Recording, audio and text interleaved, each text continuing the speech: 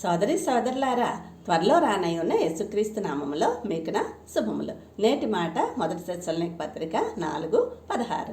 మనలో మన మాట. మీకు మరణించకుండా ఆ పరలోకానికి వెళ్ళాలని ఉందా? అయితే మీకు మంచి అవకాశం ప్రభు యొక్క రెండవ రాకడలో. యేసయ్య రెండవ రాకడ గురించి ఒక్క నూతన నిబంధనలోనే ఒక్క గలతీ పత్రిక తప్ప 26 పుస్తకాల్లోనూ ప్రస్తావించబడిందంటే నమ్ముతారా? దీనిని బట్టి ప్రభు రెండవ రాకడ యొక్క ప్రాధాన్యత మీకు అర్థమవ్వాలి. ప్రభు యొక్క రెండవ రాకడలో 2 దశలు ఉన్నాయి. అందులో మొదటి దశలో పరిశుద్ధులను తనతో తీసుకువెళ్ళడానికి ప్రభువు మధ్యాకాశంలోకి దిగి వస్తారు.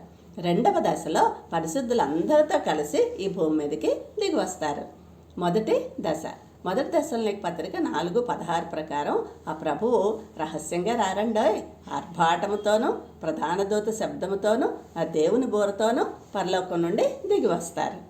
మొదటి తెస్సలోనికీ పత్రిక 4:14 ప్రకారం ఆయన మరణించి తిరిగి లేచారని మనం నమ్మితే ప్రభువు ఇదివరలో మరణించిన భక్తుల ఆత్మలను తనతో పాటు వెంట పెట్టుకొని వస్తారు.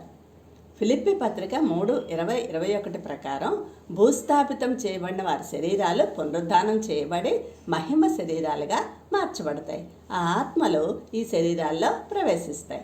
అటు తర్వాత భూమి మీద సజీవులై ఉన్న విశ్వాసులు కనురెప్పపాటులో మహిమ శరీరులుగా మార్చబడి వారితో కలిసి మేఘవాహనులై ప్రభువుని ఎదుర్కోవడానికి మధ్యాకాశంలోకి ఎత్తబడతారు. అదే ర్యాప్చర్. ఊహించుకోండి ఎంత అమోఘమైన దృశ్యమో. ఇక్కడ ఉద్దేశం ప్రభువు తన సంఘాన్ని మహాశ్రమల కాలం నుండి తప్పించి పరలోకానికి కొనిపోవాలని. సంగమా, నీవు సిద్ధమా? Are you ready? Thank you. God bless you all.